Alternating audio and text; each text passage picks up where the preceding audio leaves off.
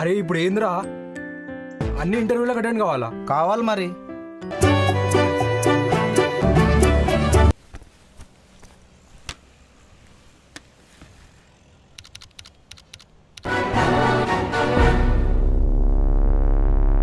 Pietersen నుంచి mail వచ్చింది. ఏంటి ఆ ఎస్కలేషన్? సార్ అది card declines. What the hell is this man? Why are you so irresponsible Vivek? నీకు ఎన్నిసార్లు చెప్పాను నో మోర్ ఎస్కలేషన్స్ అని? I'm utterly disappointed with you man. నేను నా గురించి ఎవరికి చెప్పలేదు.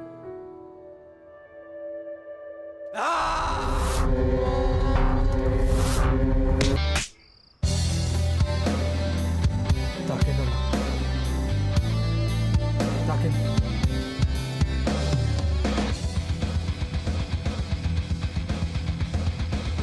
తాకిందని చెప్పడం, అది కూడా ఒక రోజు. హీరో పక్కన 0 1 bloody chance. I want be an actor. కొడు కనీసం ఒక్కడని వచ్చి ఏం పర్ఫామ్ చేసినవరా అని అన్నోడు లేడు. ఒక్క సినిమాలో ఛాన్స్ రాని చూపిస్తా, నేను కూడా యాక్ట్ చేయగలనని చూపిస్తా.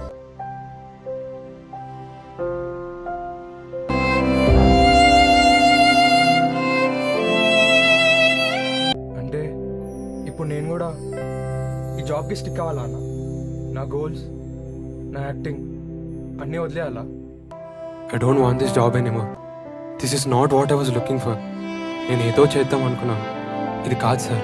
జాయిన్ అయినప్పుడు తెలీదా? లేక సినిమాల్లో చూపించినట్టు టిక్కు టిక్కు టిక్కుమని కీబోర్డ్ మీద కొడితే వర్క్ అయిపోతుంది అనుకున్నావా?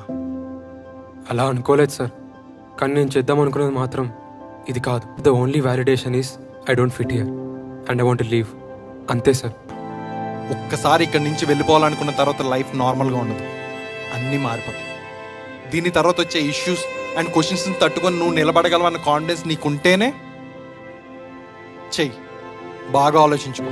నేను ఇక్కడ ఈ రెసిగ్నేషన్ కనుక అప్రూవ్ చేస్తే అన్నీ మారిపోతాయి. దానికి నీకు ఓకేనా కాదా? Approve the resignation.